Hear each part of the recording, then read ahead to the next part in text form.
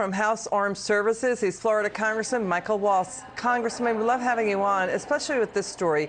Politico is reporting that Biden's chaotic withdrawal out of Afghanistan was so bad, it was a rushed exit to meet an artificial deadline.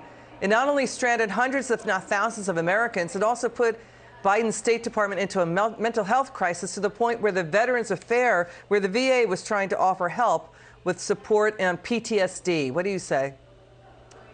Well, I certainly appreciate the efforts of a number of the kind of working level State Department officers that were doing everything they could to help.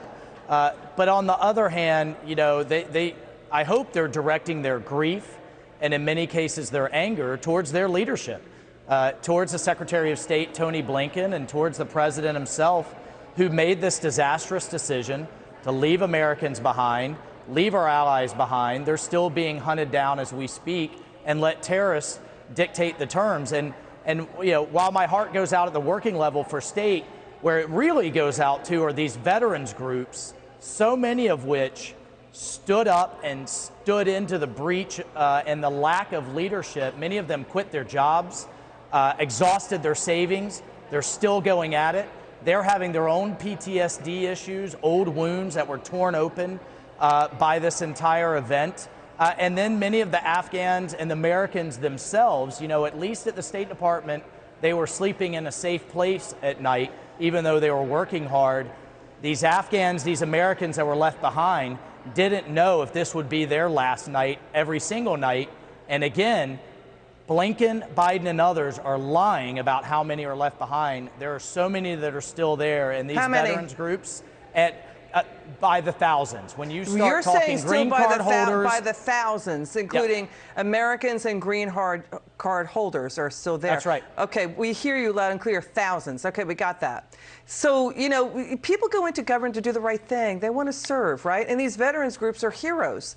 You guys, your team, you've been performing heroically trying to fix this situation and do what you can. The State Department officials telling Politico it's demoralizing. It broke a lot of people. People are going to manic stages, complete mental breakdown. They felt powerless. They were inundated by phone calls from Americans and allies to get out of Afghanistan. It got so bad that they felt they weren't empowered and didn't know what they weren't told what the policy was.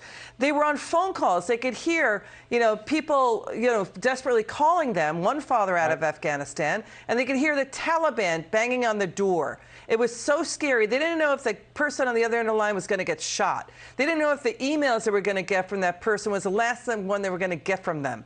And to have the VA step in, right, to help out State Department workers, that's right. That's how bad it is. And for the veterans groups you talk to as well, they're suffering from PTSD. And that's you're right, it's opening old wounds. Go ahead, sir. Well, Liz, every day I am getting videos of beheadings, of executions. I had one of my interpreters get beheaded at a Taliban checkpoint, of people being hunted down, of Americans still trapped. And I think what has everybody that's been so involved in this so upset is the total lack of accountability from this administration. Where is the person, just one, that will raise their hand and say, we screwed up, it shouldn't have gone down this way, this was a strategic debacle, and I'm going to stand up and step forward and be held accountable?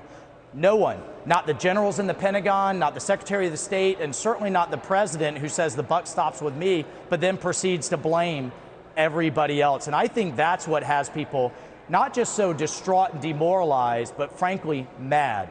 And I can tell you from my perspective in Congress, I'm not going to let it go. I promise these veterans groups and the Gold Star mothers of the 13 Marine soldiers and sailors that shouldn't have been where they were when they were killed, that I will not quit, and many of us in Congress, the veterans in Congress, will not stop till we have that accountability. What do you plan to do? We are pushing the Democrats right now to hold an investigative task force that is going to get to the bottom of it, right? And we're gonna hold them accountable and you know, dig and dig and dig.